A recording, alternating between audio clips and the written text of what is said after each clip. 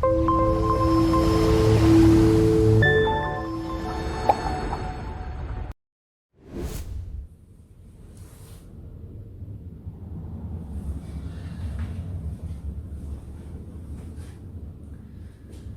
que são os 10 mandamentos? Os Aseret Dibrot. Pois bem, nós sabemos que a Torá tem 613 mitzvot, preceitos. Os 10 mandamentos nada mais são do que parte desses 613 preceitos. São 10 preceitos. Mesmo porque nós sabemos que a Torá não é como um cardápio. Nós não sabemos o valor de cada uma das mitzvot, dos preceitos. Nós não sabemos também que recompensas físicas ou espirituais cada um deles vai nos oferecer. O exemplo para provar que não há lógica humana que entenda a relação entre o cumprimento de preceitos e as suas recompensas está na comparação entre dois deles, que excepcionalmente têm as suas recompensas reveladas no texto da Torá.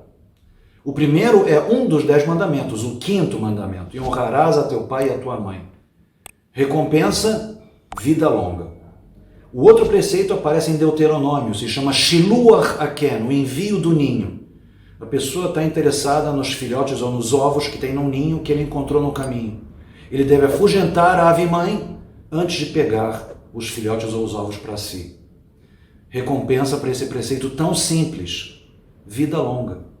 Então, um preceito tão complexo e difícil de cumprir, que é honrar os pais, tem a mesma recompensa de um preceito tão simples, tão técnico de se cumprir. Mas voltemos aos 10 mandamentos. Por que então eles receberam esse destaque de serem escritos em 2 tábuas de pedra, que de acordo com os nossos sábios eram pedra de safira? A resposta é porque esses 10 preceitos são preceitos muito simbólicos. Eles falam das bases, das fundações do judaísmo. E por que 2 tábuas? Porque os 10 mandamentos são divididos em 2 categorias. A primeira tábua trata de preceitos da relação homem para com Deus e a segunda tábua da relação homem para com o próximo. Ou seja, os 5 primeiros são da relação do ser humano com o Criador e os 5 últimos do ser humano com seu semelhante. E há uma relação muito interessante entre as 2 tábuas. Os sábios nos explicam que a ordem não é aleatória. Ou seja, o primeiro preceito ele se relaciona com o 6º e por isso estão na mesma linha.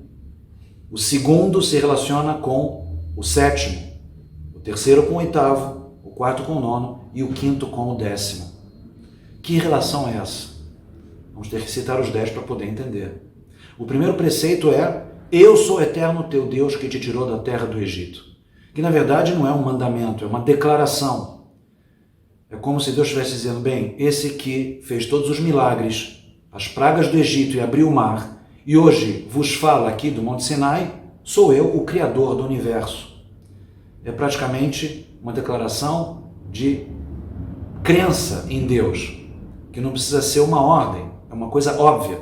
Estou falando com vocês, então me sirvam, não só creiam em mim, mas me sirvam, sigam os meus mandamentos. Esse preceito é o fundamental da relação ser humano para com Deus. E ele é o paralelo ao 6º preceito, 6º mandamento, que é: não assassinarás. Não está escrito não matarás, porque infelizmente matar em algumas situações é necessário, como em legítima defesa ou numa guerra. Está escrito não assassinarás, lo tirtzach, que obviamente o mandamento básico, fundamental da relação homem para com o próximo. Então por isso, um olha para o outro, de uma tábua para outra. O segundo mandamento: não terás outros deuses além de mim. O 7º é: não cometerás adultério. Obviamente, o que os conecta é o assunto da traição. A traição a Deus é a idolatria. E a traição pior que existe é dentro de uma relação conjugal, de um casamento, o adultério. O terceiro mandamento, não elevarás o nome do Eterno teu Deus em vão. E o oitavo é, não roubarás. O que as pessoas não sabem é que os nossos sábios explicam que roubar, nesse caso, não são objetos nem dinheiro, é roubar almas, é o sequestro, um crime hediondo. O nome de Deus é a única manifestação física de Deus que nós podemos apontar. É como se fosse o corpo de Deus no mundo, é o seu nome.